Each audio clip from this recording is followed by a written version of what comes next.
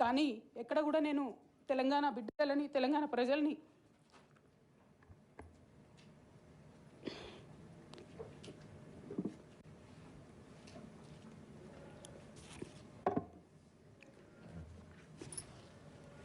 వాళ్ళను డిసప్పాయింట్ చేయదు కాబట్టి నవ్వుతూ పనిచేస్తూ వెళ్ళిపోయిన అధ్యక్ష ఇప్పుడు నా దగ్గరికి ఎప్పుడు పెద్దవాళ్ళు పైరవికారులు కాంట్రాక్టర్లు ఎవరు రాలేదు అధ్యక్ష. నేను ఎప్పుడు కూడా పేద ప్రజల మధ్యలోనే ఉండి పనిచేస్తున్నాను అధ్యక్ష. నా దగ్గరికి వచ్చినటువంటి బీడీ కార్మికులు కావచ్చు, బీడీ టేకేదారులు కావచ్చు, అంగన్వాడీ టీచర్లు కావచ్చు, ఆశా వర్కర్లు కావచ్చు, ఐకేపీ ఎంప్లాయీస్ కావచ్చు అధ్యక్ష, అదేవిధంగా జిహెచ్ఎంసీ కార్మికులు కావచ్చు అధ్యక్ష, టీచర్లు కావచ్చు అధ్యక్ష, నిరుద్యోగులు కావచ్చు, ఆడబిడ్డలు కావచ్చు, సింగరేణి ఉద్యోగులు కావచ్చు, కరెంట్ ఎంప్లాయీస్ కావచ్చు, ఎవరు వచ్చినా అధ్యక్ష నేను కాదనకుండా నాకెంత వీలైతే అంత పనిచేసి పెట్టేటటువంటి ప్రయత్నం చేసిన అధ్యక్ష. అయినా సరే అధ్యక్ష పార్టీ మౌత్ పీసులుగా ఉండేటటువంటి పార్టీ పేపర్లు, పార్టీ ఛానళ్ళు ఏ ఒక్కరు కూడా ఎన్నడూ కూడా మద్దతు ఇవ్వలేదు అధ్యక్ష. అయినా సరే ధైర్యం వదులుకోకుండా మొక్కువని ప్రయత్నంగా నేను ప్రయత్నం చేస్తూనే వెళ్ళాను అధ్యక్ష. తెలంగాణ రాకముందు బీఆర్ఎస్ ప్రభుత్వం ఏర్పడకముందు ఒక మాట అనుకున్నాం అధ్యక్ష. కేసీఆర్ గారే పదే ఈ మాట చెప్పారు.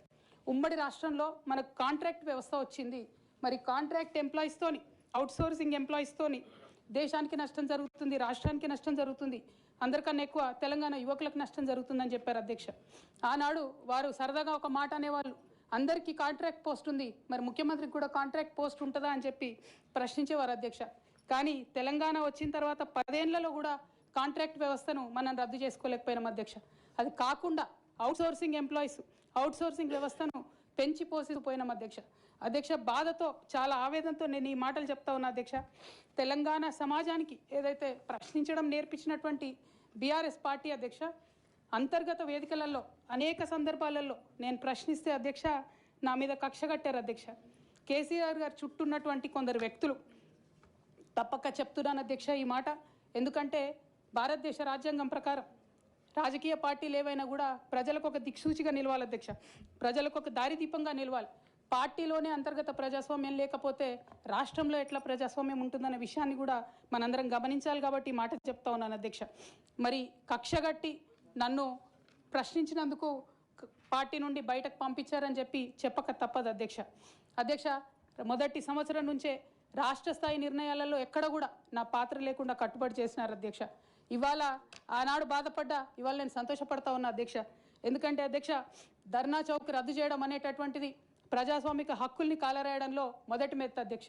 ఆనాడు ఇంటర్నల్గా ఎంత ప్రొటెస్ట్ చేసినా కూడా రాష్ట్రం వచ్చింది, ఇప్పుడు ధర్నాలు ఎందుకు, దరఖాస్తులు లేవు, ధర్నాలు లేవు, అన్ని పనులు చేసి పెడతామని చెప్పుకుంటూ వెళ్ళడం జరిగింది అధ్యక్ష. అట్లానే రైతులకు జరిగినటువంటి అక్రమ అరెస్టులు అధ్యక్ష, ఇవాళ ఒక్కొక్క దగ్గర నుంచి రైతులు మాట్లాడుతూ ఉంటే బాధ తట్టుకోలేకపోతున్నాం అధ్యక్ష. అదేవిధంగా పార్టీలో జరుగుతున్నటువంటి అవినీతి అధ్యక్ష, ప్రభుత్వంలో జరుగుతున్నటువంటి అవినీతిని ఎప్పటికప్పుడు నేను వారి దృష్టికి తీసుకెళ్లడం జరిగింది అధ్యక్ష. అమరజ్యోతి నుంచి మొదలు పెట్టుకుంటే అధ్యక్ష, అంబేద్కర్ విగ్రహం దగ్గర నుంచి మొదలు పెట్టుకుంటే అధ్యక్ష, సెక్రటేరియట్ నుంచి మొదలు పెట్టుకుంటే అధ్యక్ష, కలెక్టరేట్లలో కూడా తీరని అవినీతి జరిగిన మాట ముమ్మాటికి వాస్తవం అధ్యక్ష. దీనికి పెద్ద ఉదాహరణలు సిద్దిపేట, సిరిసిల్లలో కట్టినటువంటి కలెక్టరేట్లు 2 వచ్చినటువంటి మొదటి వర్షానికే 2 కూడా మునిగిపోయినాయి అధ్యక్ష. ఆ విజువల్స్ అందరం కూడా మనం చూడడం జరిగింది. ఇక సిద్దిపేటలో, సిరిసిల్లలో కట్టిన కలెక్టరేట్లకే దిక్కు లేకపోతే మొత్తం రాష్ట్రంలో కట్టినటువంటి అన్ని బిల్డింగ్లు ఎట్లుంటాయన్న విషయాన్ని కూడా ఒకసారి తెలంగాణ ప్రజలు ఆలోచించుకోవాలి అధ్యక్ష. ఒక పక్క నిజం మాట్లాడే వాళ్ళను, సూటిగా మాట్లాడే వాళ్ళను, ఉన్నట్టు చెప్పే వాళ్ళను రిస్ట్రిక్ట్ చేయడమే కాకుండా అధ్యక్ష ఉద్యమకారుల విషయంలో తీరని నిర్లక్ష్యం గురైంది అధ్యక్ష. అనేక సందర్భాల్లో నేను పార్టీ నాయకులని, పెద్ద నాయకులను కూడా అనేక సందర్భాల్లో అడిగిన అధ్యక్ష. వేరే విధంగా సహకరించకపోతే, వేరే విధంగా వాళ్ళకి హెల్ప్ చేయలేకపోతే కనీసం సీఎం రిలీఫ్ ఫండ్ కింద మనిషికి 10 లక్షలు ఇద్దాం, ఎక్కడోళ్ళు అక్కడ సెటిల్ అయిపోతారు అధ్యక్ష అని కూడా అడిగినాం అధ్యక్ష. అది కూడా చేయలేదు. 43 లక్షల మందికి పెన్షన్లు ఇస్తున్నామని గర్వంగా మనం చెప్పుకుంటున్నాం. ఉద్యమకారులు కాన్స్టిట్యున్సీకి 1000 మంది కూడా ఉండరు. ఆ 1000 మందిని పట్టుకుంటే ఇంకో 1,00,000 మందికి ఎక్కువైతుంది. వాళ్ళకు పెన్షన్ ఇస్తే లాగా ఉంటుంది, గౌరవంగా ఉంటుందని అనేక సందర్భాల్లో చెప్పినాం అధ్యక్ష. అది కూడా 69లో పనిచేసినటువంటి ఉద్యమకారులు వాళ్ళ స్ఫూర్తిని తీసుకొనే మనం ముందుకెళ్ళినామని మనం చెప్పుకున్నాం అధ్యక్ష.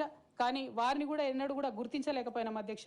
అదేవిధంగా విద్య విషయంలో అధ్యక్ష మన మెయిన్ ట్యాగ్ లైన్ నీళ్లు, నిధులు, నియామకాలు అనేటటువంటి మన మెయిన్ ట్యాగ్ లైన్ ఏదైతే ఉంటుందో అధ్యక్ష, అన్నిటినీ కూడా గండుగొట్టుకుంటూ పోయినాం అధ్యక్ష. విద్య విషయంలో, నియామకాల విషయంలో అన్ని విషయాల్లో అదే జరిగింది అధ్యక్ష. అదేవిధంగా కొందరు ప్రజాప్రతినిధులు చేస్తున్నటువంటి దురాగతాల్ని కూడా ఎప్పటికప్పుడు నేను అధిష్టానానికి చేరవేసిన అధ్యక్ష.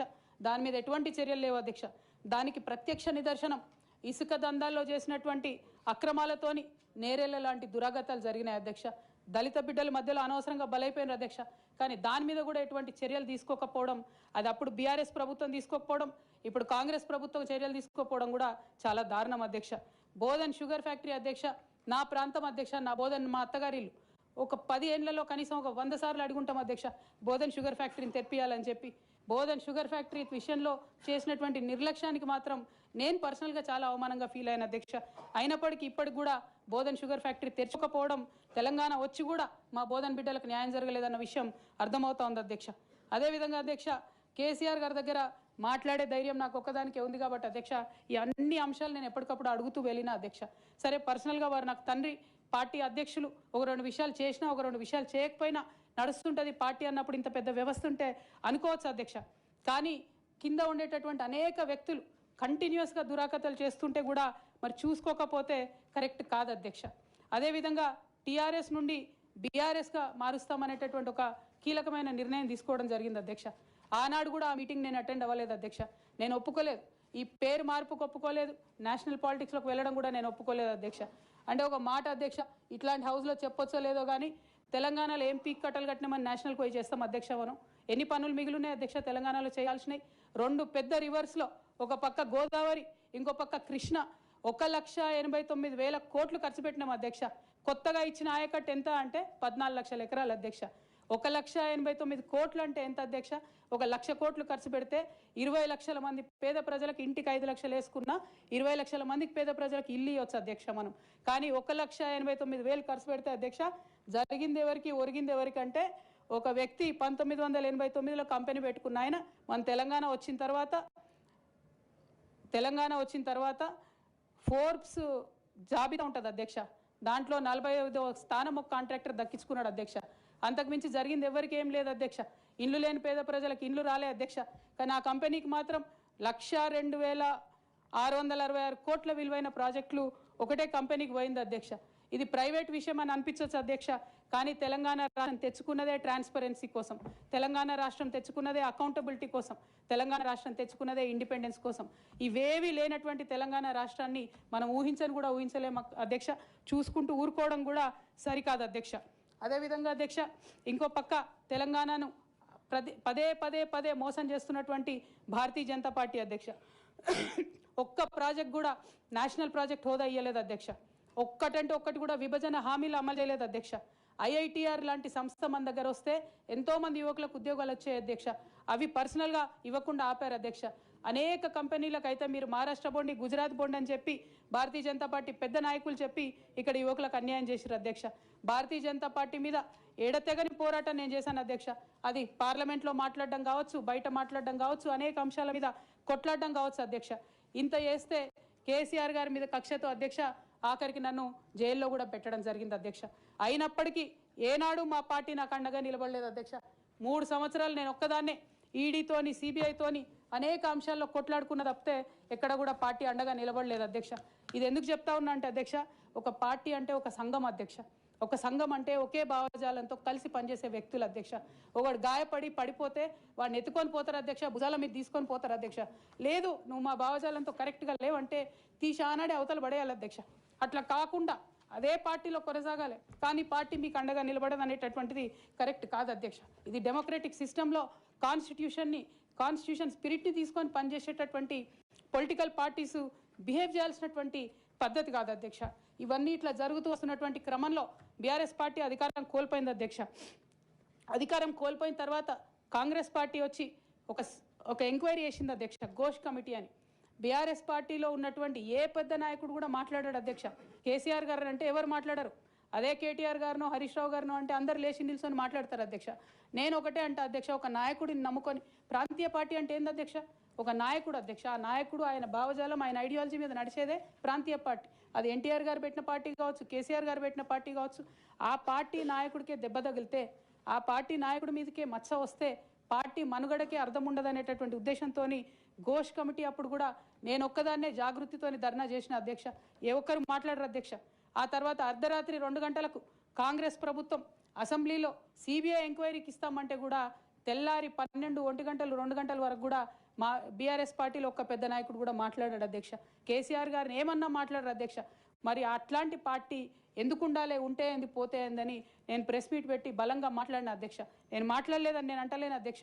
డెఫినెట్గా అవినీతి పరుల పేరు చెప్పిన, నేను హరీష్ రావు గారి పేరు చెప్పిన, వారి టీంలో ఉన్న అందరి సభ్యుల పేరు చెప్పిన అధ్యక్ష. ఇప్పుడు కూడా చెప్తాను అధ్యక్ష.